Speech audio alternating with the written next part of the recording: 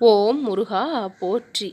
என் அன்பு குழந்தையே, என்னுடைய பார்வை உன் மீது பட்டு விட்டது. உன் பாவங்கள் அனைத்தும் விலகியது. உன்னுடைய கவலைகள் அனைத்தும் தீர்ந்தது. உன்னுடைய கஷ்டங்கள் அனைத்தும் நீங்கியது. எதிர்காலம் மிகவும் பலம் நிறைந்த காலமாக உன்னுடைய வாழ்க்கையில் அமையும். என்னுடைய ஆசீர்வாதம் முழுமையாக உனக்கு கிடைத்திருப்பதால் அத்தனை போராட்டங்களுக்கும் முடிவு வந்து விட்டது. கஷ்டங்களுக்கும் துயரங்களுக்கும் முடிவு வந்து விட்டது. உன் வாழ்விற்கு நல்லதொரு வழி பிறந்தாகி விட்டது.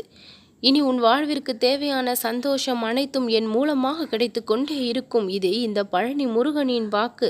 சுலபத்தில் யாருக்கும் என்னுடைய வாக்கை கேட்கக்கூடிய பாக்கியம் இருப்பதில்லை. ஆனால் நீ அடிக்கடி கேட்டுக்கொண்டிருக்கின்றாய், தொடர்ந்து கேட்கின்றாய்.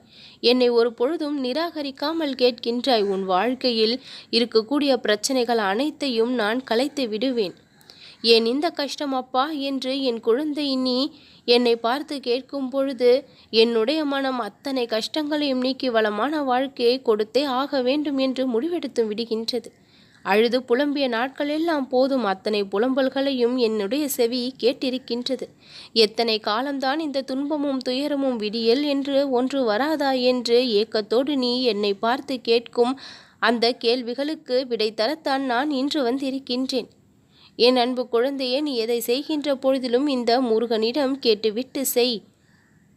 நான் கூறுகின்ற சிலவற்றை அடிக்கடி மறந்து போகின்ற அந்த அளவிற்கு உன்னுடைய கவனமானது உன்னுடைய வாழ்க்கையில் சிதறடிக்கப்படுகின்றது என்று தான் சொல்ல வேண்டும். பிறருடைய செயல்களில் அதிக கவனத்தை செலுத்துவதால் உன் வாழ்க்கையின் மீதான கவனம் உனக்கு குறைந்து விட்டது என்று தான் சொல்ல வேண்டும். பிறர் உன்னை திசை திருப்புகின்றார்கள். உன்னுடைய வாழ்க்கையின் மீது கவனம் செலுத்த விடாமல் செய்கின்றார்கள். அவர்களுக்கு வேலை என்பது குறைவாக இருப்பதால் உன்னுடைய விஷயத்தில் தலையிடவும் செய்கின்றார்கள்.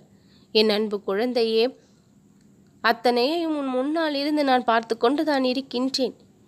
அப்படி இருக்கும் உன்னுடைய வாழ்க்கையை வெற்றி பாதையை நோக்கி என்னுடைய கரம் பிடித்து அழைத்து வந்து உன்னுடைய வாழ்க்கையின் மீது நீ முழு கவனத்தை செலுத்தும்படி நான் செய்வேன்.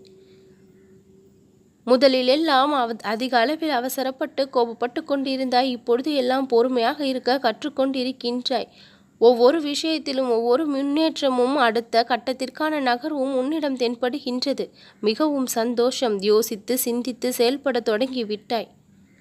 உன்னை சுற்றி உள்ளவர்கள் யார் என்ன நினைக்கின்றார்கள், பேசுகின்றார்கள் என்பதையெல்லாம் நினைத்து கொண்டு இருக்காமல் அதையெல்லாம் கருத்தில் இருந்து வெளிக்கொண்டு வந்து உன்னுடைய வாழ்விற்கு தேவையான விஷயங்களை பற்றி யோசி. அதுதான் நீ எதிர்பார்த்த விஷயங்களை உனக்கு நடத்தி கொடுக்கக்கூடியதாக இருக்கும்.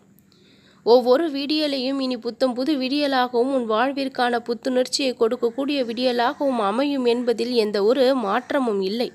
இந்த பழனி முருகனுடைய வாக்கு உன்னுடைய வாழ்க்கையில் பலிக்கக்கூடியது.